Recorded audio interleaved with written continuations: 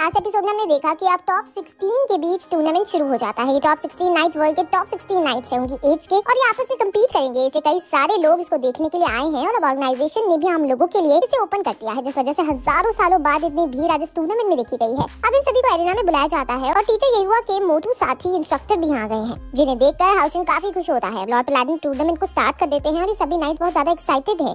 पहले match Houchin और लिनजिन के बीच होता है, इसलिए दोनों अब एरिना में आमने सामने आ जाते हैं। लिनजिन को हाउचिन के साथ अपना पहला मैच याद आ जाता है जब हाउचिन छोटा था, और अब इतने सालों के बाद ये दोनों फिर से आमने सामने हैं। और लिनजिन कहती है कि ये मैच हमारे पहले वाले मैच से अलग होने वाला है, इससे तुम नर्वस ना होना। हाउचिन भी स्माइल करते हुए उस पर हमला कर देता है। हाउचिन वही मूव यूज करता है जो उसने अपनी छोटी उम्र में लिनजिन के ऊपर किए थे, और लिनजिन को फ्लैशबैक्स आने लगते हैं। इनके बीच मैच देखने लायक था क्योंकि इन दोनों को ही सेम एनवायरनमेंट मिला है और ये एक दूसरे को देखकर बड़े हुए हैं। लिनजिन हाउचिन के हर एक अटैक से बचने में कामयाब हो रही है, और वो हाउचिन से कहती है कि उस टाइम में तुम्हारी गॉड रॉयल ब्लैक यानी एब्सोल्यूट डिफेंस को नहीं तोड़ पाई थी, लेकिन अब तुम देखो मेरे पास क्या है। वो अपनी नई स्किल जो उसको कल ही मिली है उसका यूज करती है और अपने हेड रोज के साथ ज्वाइंट हो जाती है, जिसका नाम flame of sky light dance है, और वो तुरंत इसका अटैक हाउचिन पर कर देती है। हाउचिन फिर से अब गॉड रेजिस्टेंस का यूज करके उसे डिफेंस करता है, और हाउचिन और हेल रोज अब आमने सामने हैं। हाउचिन कहता है कि मैंने तुम्हें लड़की समझकर कमजोर समझा था, लेकिन तुम तो बहुत ज्यादा ग्रो कर गई हो, लेकिन मेरा एब्सोल्यूट डिफेंस भी तब से बहुत ग्रो कर रहा है और ये ऐसे नहीं टूट सकता। और हाउचिन फिर उसे ब्लॉक करके दूर हटा देता है, जिससे लिनजिन के हाथ से उसकी तलवार नीचे गिर जाती है और रेफरी हाउचिन को विनर घोषित कर देता है। लिनजिन भी इसके साथ खुश है क्योंकि उसका भाई ये मैच जीता हुआ है और उसको वो कांग्रेट्स करती है। मोटू इंस्ट्रक्टर ये देखकर बहुत खुश होता है कि बच्चे बड़े हो रहे हैं, लेकिन फिर रोने भी लगता है कि हम भी तो बुढ़े हो रहे हैं।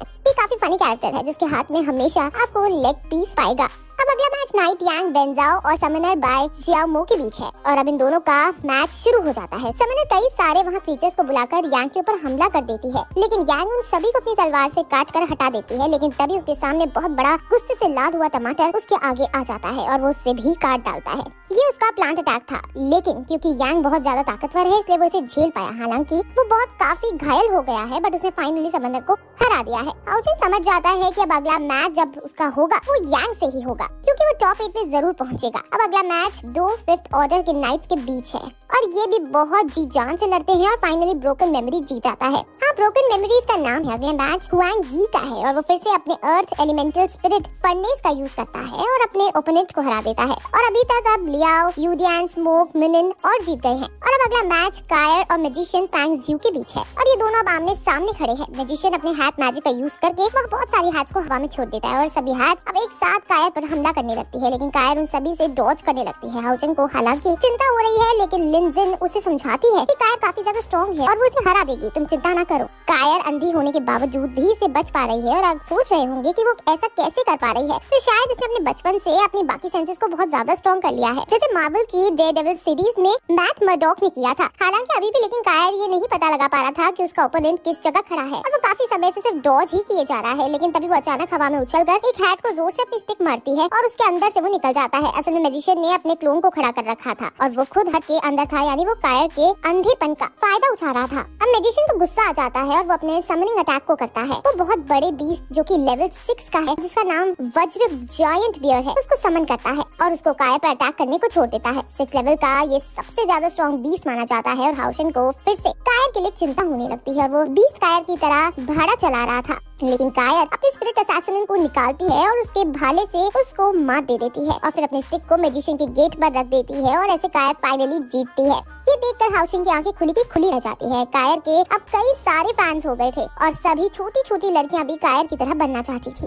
सभी लोग कायर के बारे में बात करने लगते हैं, और तभी हाउचिन को किन्हीं लोगों की आवाज सुनाई देती है। उसे पता चलता है कि कायर ने अपने बचपन में बहुत ज्यादा सैक्रिफाइसेस किए हैं। वो हमेशा से एक अकेली रही है, और इतना अकेलापन में उसने प्रैक्टिस के अलावा और कुछ नहीं किया है। वो काफी सारी हार्श ट्रेनिंग से गुजरी है, इसलिए वो इतनी ज्यादा स्ट्रॉन्ग है। हाउचिन कायर के लिए बहुत बुरा फील करने लगता है, और वो बस सोच में पड़ जाता है कि तभी उसकी आंखों के सामने एकदम कायर आ जाती है। हाउचिन खुश हो जाता है और वो तुरंत उसका हाथ पकड़कर उसे यहाँ के एक नए पार्ट में ले जाने लगता है, और ये देखकर सभी ऑडियंस काफी ज्यादा चीयर अप करने लगती है। एक एल्डर हॉल्क ऑफ असैसिन के लीडर के पास जाकर कहता है कि शायद अब असैसिन और नाइट के बीच शादी होकर ही रहेगी, और अब वो दोनों टॉप 8 में ही आने वाले हैं, और वो फिर आपस में ही फाइट करेंगे। कितना मजा आएगा जब छोटे छोटे कपल्स आपस में फाइट करेंगे। थोड़ा मजाकिया एल्डर है इसलिए अब ये सब कह रहे हैं, लेकिन तभी वहाँ लॉर्ड शाइवलरी फिर से आ जाते हैं और उसके गले पर तलवार रखकर कहते हैं कि अगर एक और शब्द तुमने बोला तो तुम्हारा सर कंधों के ऊपर नहीं मिलेगा। सभी लॉर्ड शाइवलरी को ग्रीट करते हैं, जिससे हमें पता चलता है कि लॉर्ड शाइवलरी शायद लॉर्ड ऑफ लीग के बाद सबसे ज्यादा रिस्पेक्टेड एल्डर है। लॉर्ड शाइवलरी को हाउशन और कायर की दोस्ती नहीं पसंद थी और वो हॉल ऑफ असैसिन के लीडर से पूछते हैं कि आखिर तुमने कायर को क्यों नहीं रोका, जिस पर वो कहते हैं कि बच्चे अब बड़े हो रहे हैं और वो हमारी बात नहीं मानेंगे। लॉर्ड पैलाडिन भी वहाँ आकर उसको समझाते हैं कि हाउशन एक टैलेंटेड बच्चा है और वो कायर के लिए सही चॉइस है,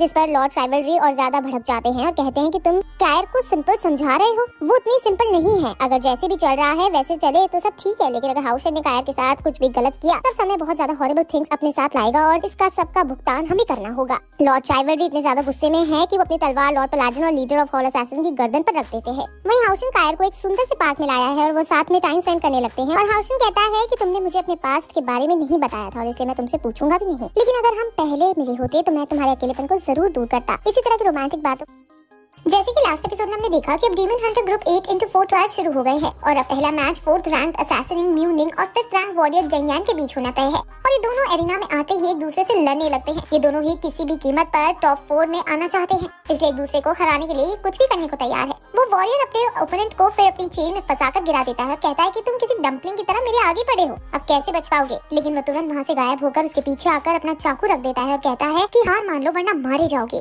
ये देखकर वो हैरान हो जाता है और एंड में म्यूनिन इस मैच को जीतता है। अब अगले मैच असैसिन कायर और मैजिशियन हुयांग ही के बीच होता है। ये दोनों ही अपने ज्यादातर सारे मैच जीते हुए आए हैं और हुयांग को थोड़ा डर भी लगने लगता है, लेकिन फिर भी वो उस पर पहले अपने स्टोन से हमला करके गरासा रोकने की कोशिश करता है, लेकिन कायर उसके स्टोन को एक ही झटके में तोड़ देती है। इसलिए वो अपने एलिमेंटल स्पिरिट फर्नेस को उस पर हमला करने के लिए भेजता है, लेकिन वो फिर भी कायर के हाथों मात खा जाता है और फिर कायर उसके पास जाकर उसकी गर्दन पर अपनी स्टिक रख देती है और कायर इस मैच को फाइनली जीत जाती है। अब अगले मैच हाउशन और समन लियाओ यू के बीच होना तय होता है और समन लियाओ अपनी सारी स्पिरिचुअल पावर एक बहुत ही खतरनाक पीस को समन करने में लगा लेता है और फाइनली वो वर्मिलियन बर्ड को समन करके हाउशन के ऊपर छोड़ देता है। हालांकि ये सिर्फ उसकी शैडो है, लेकिन फिर भी 7th रैंक वाले डीमन से इसकी पावर कम नहीं। हाउशन को कुछ ना कुछ करना होगा वरना वो मारा जाएगा, लेकिन वो हेड ऑन बैटल करने का सोचता है और अपना नया आर्मर पहन लेता है, जिससे वो पूरी तरह से बच जाता है और उसकी गर्दन पर अपनी तलवार रख देता है और ये देखकर सब हैरान हो जाते हैं और समझ जाते हैं कि ये कायर के दिए हुए आर्मर का कमाल है कि हाउशन को कुछ नहीं हुआ। ये होली स्पिरिट आर्मर है जिससे असैसिन हॉल ने बनाया है। विंड, फायर, लाइटिंग, वाटर ये सब से रेजिस्टेंस प्रोवाइड करता है और फाइनली हाउशन जीत गया है। अब अगला मैच येन वेंजाओ और ब्रोकन मेमोरी के बीच होना तय है और येन वेंजाओ तो एरिना में आ जाता है, लेकिन ब्रोकन मेमोरी नहीं आता। सब देखने लगते हैं कि वो कहाँ है, लेकिन तभी ब्रोकन मेमोरी अपनी सुपर बाइक पर वहाँ आता है और रेफरी उनके मैच को स्टार्ट कर देता है। येन वेंजाओ भी अपनी तलवार निकाल लेता है, लेकिन ब्रोकन मेमोरी कहता है कि ये स्वॉर्ड आज हमारी लड़ाई के लिए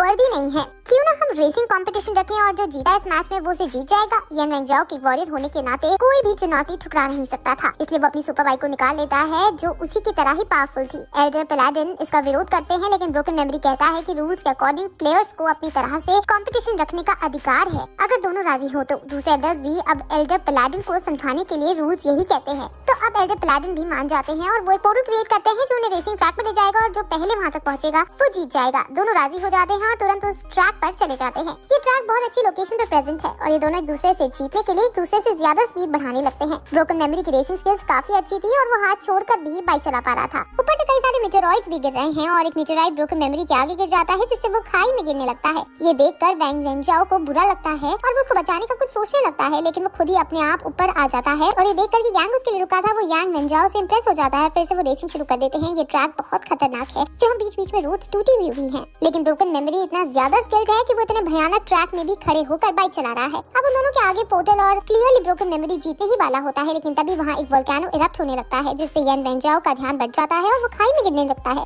जब ब्रोकन मेमोरी देखता है तो येन वेंजाओ को वो ऊपर धक्का देकर खुद नीचे गिर जाता है। ब्रोकन मेमोरी को हालांकि एल्डर्स बचा लेते हैं, लेकिन क्योंकि येन वेंजाओ पहले यहाँ आया है इसलिए वो येन वेंजाओ जीत जाता है। अब हाउशन थोड़ा टेंस्ड हो जाता है, लेकिन कायर उसे कहती है कि तुम्हारे टूर्नामेंट के बाद हम दोनों एक टीम में हो जाएंगे, लेकिन हाउशन ने मैजिशियन लिन जिन से प्रॉमिस कर रखा था कि वो उसे अपनी टीम में लेगा। हाउशन के लिए बहुत ज्यादा कंफ्यूजिंग है और वो समझ नहीं पा रहा है कि वो अपने प्यार को चुने या अपने प्रॉमिस को। किसी भी नाइट के पास 2 टीममेट चुनने का ऑप्शन नहीं होता है और टीचर ये हुआ भी उससे अब समझाते हैं कि ऐसा पॉसिबल नहीं है। यहाँ के कुछ रूल्स है और इनको सभी को मानना ही पड़ता है। हाउशन कहता है कि मैं रूल्स को फॉलो करूंगा, लेकिन इस दुनिया की हर एक प्रॉब्लम के एक से ज्यादा सोल्यूशन होते हैं और मैं अब वो रोड चुनूंगा जो किसी ने नहीं चुनी। हाउशन सीधा चीफ पैलाडिन के पास जाता है और उनसे कहता है कि वो एक रिक्वेस्ट करने के लिए आया है और फिर ये एपिसोड यही खत्म हो जाता है।